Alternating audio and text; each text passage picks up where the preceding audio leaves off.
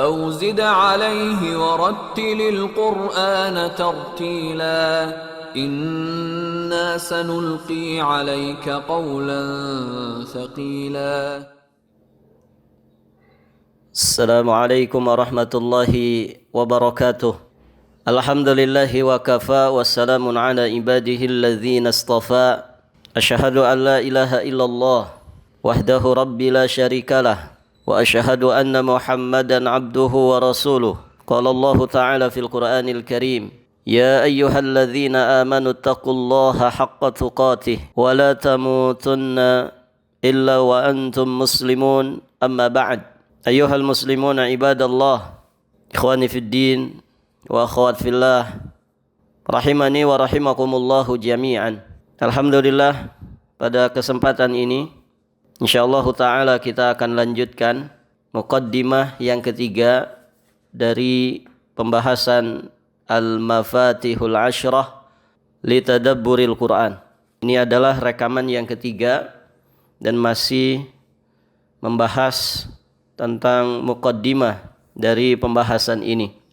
Kita sedikit ingin membahas tentang makna dari tadabbur. Banyak sekali para ulama yang menjelaskan tentang makna tadabbur dengan beragam ungkapan dan penjelasan. Kita sebutkan di antaranya, sebagian para ulama menjelaskan tentang makna tadabbur itu adalah at-tafakkur wa ta'ammul fi ayatil Qur'an min ajli fahmihi wa idraki ma'anihi wa hikamihi wal muradi minhu. Yang namanya tadabbur itu adalah usaha seseorang di dalam memikir-mikirkan, tafakkur, kemudian ta'ammul, merenungkan ayat-ayat Al-Quran untuk bisa memahami maknanya, hikmah-hikmahnya, ataupun maksud daripada ayat-ayat Al-Quran. Maka simpelnya tadabbur itu ada pada makna merenungi, menghayati, meresapi, memikirkan ayat-ayat Al-Quran sehingga dia sampai kepada puncak maksud dari ayat-ayat Al-Quran itu, dan juga dia sampai kepada tujuannya yang begitu mendalam dari ayat-ayat Al-Quran. Ada satu penjelasan yang mesti menjadi perhatian kita semuanya, bahwa ternyata sebagian para ulama memutlakkan makna tadabbur itu adalah pada mengamalkan Al-Quran. Sebagian ulama menjelaskan bahwa tadabbur itu adalah mempraktekkan Al-Quran dalam kehidupan sehari-hari. Dan tentu Rasulullah SAW menjadi teladan kita yang paling utama dalam masalah ini. Aisyah radhiyallahu taala anha, ketika beliau ditanya tentang akhlaknya Rasulullah, maka beliau menjawab, kana khuluquhul Quran. Akhlaknya Nabi SAW adalah Al-Quran. Jadi apa yang nampak pada diri Nabi SAW itu adalah penjabaran daripada makna-makna kandungan Al-Quran yang teraplikasikan dalam kehidupan Rasulullah SAW. Dan ternyata inilah samarah dari tadabbur Al-Quran. Buah daripada tadabbur Al-Quran itu ketundukan seseorang di dalam mempraktekkan dan mengamalkan isi kandungan makna Al-Quran secara menyeluruh. Taib. Ikhwati fiddin wa akhwat fillah rahimani wa rahimakumullah. Di sini kita akan nukilkan beberapa kalam dari para ulama di kalangan para sahabat dan juga tabi'in. Kita sebutkan apa yang dijelaskan oleh sahabat yang mulia Ali bin Abi Thalib, di mana beliau mengatakan, ya hamalatal Quran atau ya hamalatal ilmi i'malu bih fa innamal alima man amila bima alima. Wahai para pembawa Al-Quran, wahai orang yang memahami Al-Quran, wahai para pembawa ilmu, amalkanlah Al-Quran. Karena orang yang disebut alim itu, kata beliau, adalah orang yang mengamalkan apa yang dia ilmui. Itulah orang alim, dia mempraktekkan ilmunya di dalam hatinya, mempraktekkan ilmunya pada lisannya, mempraktekkan ilmu pada jawarihnya, mempraktekkan ilmu pada hartanya, mempraktekkan ilmu pada ibadah muamalahnya. Inilah orang alim, kata Ali bin Abi Thalib. Dan itulah sebagai gambaran orang-orang yang dikatakan hamalatul Quran, pembawa Al-Quran, yang betul-betul paham tentang Al-Quran, dan para pembawa ilmu. Kemudian sahabat yang mulia Abi Darda radhiyallahu taala anhu juga mengatakan, innama jama'al Qur'an man sami'a lahu wa ata'a. Sesungguhnya yang menghimpun Al-Quran itu, yakni orang yang dikatakan menghafal Al-Quran itu, hanyalah orang yang mendengar dan mentaatinya. Siapa yang mendengar, siapa yang taat kepada petunjuk-petunjuk Al-Quran, maka sesungguhnya itulah yang disebut orang yang telah menghafal, menghimpun Al-Quran. Kemudian Al-Imam Al-Hasanul Basri rahimahullahu ta'ala, beliau mengatakan, wa ma tadabbur ayatihi illa bittiba'ih. Tadabbur Al-Quran itu tidak lain kecuali dengan mengikutinya, yakni mengamalkannya.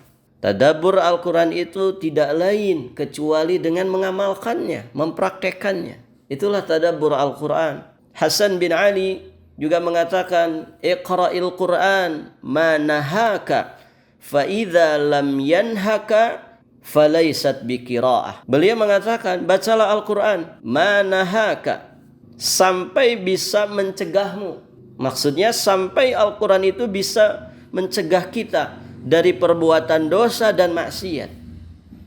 Fa idza lam yanhaka, jika tidak bisa mencegahmu dari berbuat dosa, maka berarti itu bukan membaca. Dan inilah hakikat orang yang dikatakan qiraat, tilawat, yang sangat mendalam terhadap Al-Quran. Dan itulah tadabbur. Jadi hasil daripada tadabbur itu akan menjadikan kita terjauhkan dari perbuatan dosa dan juga perbuatan maksiat. Ikhwati fiddin wa akhawat fillah rahimani wa rahimakumullah.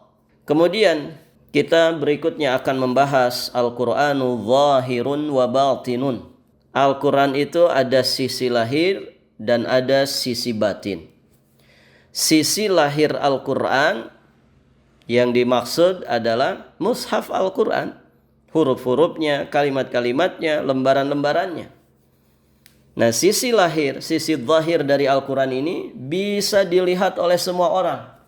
Orang mukmin, orang kafir, orang muslim, orang munafik, orang muhsin, orang yang mujrim, orang yang taat, orang yang maksiat, anak kecil, orang dewasa. Mereka semua bisa melihat Al-Quran dari sisi ini. Sisi zahir, sisi lahir daripada Al-Quran. Namun ingat, Al-Quran juga ada sisi batinnya. Sisi batin daripada Al-Quran ini hanya bisa dilihat oleh orang-orang yang beriman saja. Mereka yang punya iman di dalam hatinya tentang Al-Quran, bahwa Al-Quran itu kalamnya Allah, Al-Quran kitab yang hak, la iwajalah, tidak ada penyimpangan di dalamnya sedikit pun. Dia yakin bahwasanya imannya kepada Al-Quran merupakan salah satu rukun iman, yang jika tidak ada maka tidak ada iman dalam diri seseorang. Seorang mukmin sangat yakin tanpa ragu sedikit pun tentang pentingnya membaca dan juga mengamalkan Al-Quran. Oleh karena itu, seorang mukmin mereka tenggelam di dalam meresapi, merenungkan, menghayati kandungan makna Al-Quran yang begitu mendalam. Nah, ini sisi batin dari Al-Quran yang hanya bisa dilihat, yang hanya bisa ditangkap oleh orang-orang yang beriman dengan keimanan yang benar, keimanan yang lurus. Maka dari sini, ayyuhal muslimun, ibadallah, dikatakan oleh sebagian para ulama dengan ungkapan, fa inna mathalal Qur'an kamathalil bahr, lahu zahirun wa lahu batinun. Al-Quran itu ibaratkan samudra. Ada bagian permukaannya yang kelihatan, nampak, dan juga ada bagian dalamnya yang tidak nampak. Maka jika ingin mendapatkan harta terpendam di dalamnya yang bikin hidup makmur berkelimpahan, jangan hanya berenang di permukaannya saja. Al-amru yahtaju illa ghawasin wa adawati ghausin wa ghausin. Tapi menyelamlah, pasti engkau akan dapatkan mutiaranya. Al-amru yahtaju illa ghaus. Siapa yang ingin mendapatkan harta terpendam di bawah dasar permukaan samudra yang begitu dalam, dia butuh menyelam. Jangan hanya sekedar berenang di atas permukaannya saja. Tentunya ibadallah rahimani wa rahimakumullah, menyelami samudra yang begitu dalam, jangan modal nekat tanpa alat, karena pasti akan celaka. Demikian pula untuk mendapatkan mutiara Al-Quran yang terpendam, yang tak ternilai harganya, kita pun butuh perangkatnya. Nah, perangkatnya itu banyak. Ya, kalau kita mau menyelam, kita butuh kapal selam, kita butuh mungkin tabung gas, butuh atribut, pakaian, dan alat-alat tertentu. Maka untuk mendapatkan mutiara Al-Quran yang tak ternilai harganya itu, kita pun butuh perangkatnya. Dan tentu tidak akan kita rincikan satu demi satunya. Tapi saya ingin menjelaskan poin pentingnya, bahwa perangkat yang sangat mendasar dan sangat penting untuk bisa kita menyelami dasar lautan sehingga kita mendapatkan mutiara Al-Quran adalah keberhasilan kita di dalam meraih kunci-kunci tadabbur Al-Quran. Ini perangkat yang sangat kita butuhkan. Siapa yang ingin mendapatkan manfaat, maslahat, pengaruh yang begitu dahsyat dari Al-Quran, kita mesti berhasil di dalam mendapatkan kunci-kunci tadabbur Al-Quran. Nah, inilah yang nantinya akan kita bahas. Al-Mafatihul Ashrah li Tadabburil Quran.